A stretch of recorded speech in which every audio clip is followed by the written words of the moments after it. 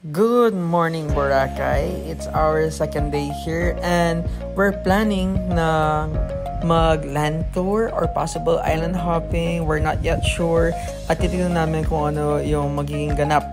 But for this morning, we prioritize of course yung complimentary breakfast ng hotel kaya chibuga na. And then after that, naghalakad-lakad muna kami dito sa Station 2 at naghihintay kami na ma-offer na ng something.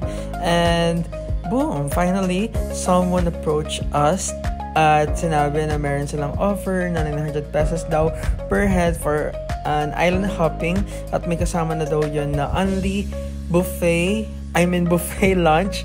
Kaya ginrab na rin namin. So tomorrow na lang kami magla-land tour. So ito yung aming sinakyan. Ayan, meron kami mga ibang kasama. So, joiners kami dun sa bangkang malaki papunta dun sa mga islands na i-hop natin later. By the way, na-mesmerize ako dito sa mga villas na ito. Ito daw yung Station 0. So, ayan. Napakaganda ng view. It's just so nice na nakuha na natin sila in Zoom. Kaya mukhang malapit sila. And then, of course, nagsyala-syalahan muna tayo rito sa bangka. And of course, static videos with my one and only Gabriel. At ito tayo, nag-feeling na naman sa bangka. At syempre, hindi raw siya papahuli kaya tinry din niya yung mga spots ko. Ayan, no? Nice one, Gabriel. Super enjoy lang kami rito and we're just having fun. Sinusulit namin yung binayad namin dito sa bangka. Kasi why not?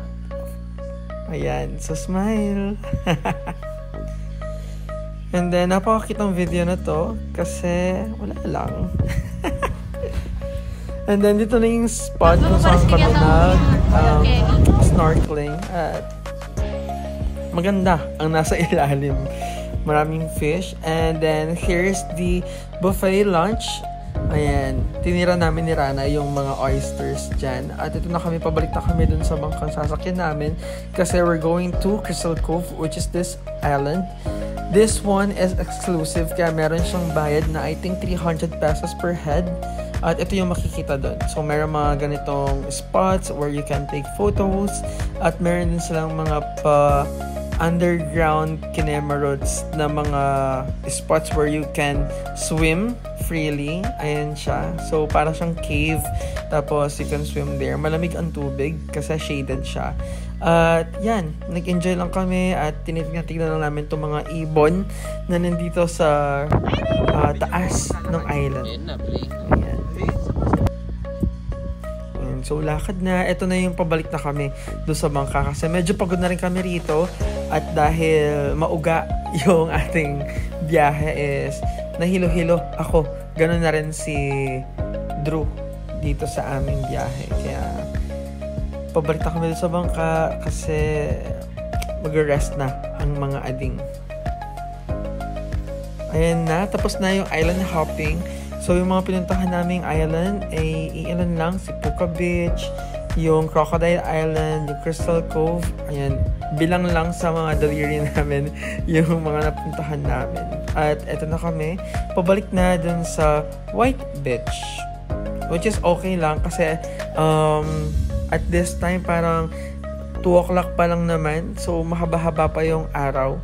We can maximize the time at kung meron kami mga balak pa na gawin for this afternoon, magagawa pa rin natin sila. And happy naman kami dun sa 900 peso per head na island hopping. Pero, nabalitaan namin na yung mga kasama namin na nag-island hopping din, sa kabilang grupo sila, 700 lang nila nakuha. Kaya, pero okay na din. 200 difference. Ayan, napakakita mga dogs dito. Ayan, lakad-lakad lang kami dito sa White Beach. And then, nag-dinner na rin kami dito sa Peri Peri. Ayan, thank you Tito Vin for the treat. Ayan, super enjoy kami. At sobrang busog dito sa Peri Peri. Malapit lang din to dun sa kung saan kami nag-i-stay. Kaya, very convenient sa amin. And then, we planned na mag-night party, enjoyin or at least may experience sa nightlife dito sa Boracay. But dahil napagod ang mga ading dun sa island hopping, ayan, we decided to go to Starbucks na lang instead. Ayan, kaya enjoy lang. Ayan, kita nyo, coffee ice na rin si Gab. Kaya, antukan na tayo dyan. So, ayan. Instead na nag-party-party, we're just walking now, heading to our hotel para mag-rest na kasi tomorrow is another day for a tour.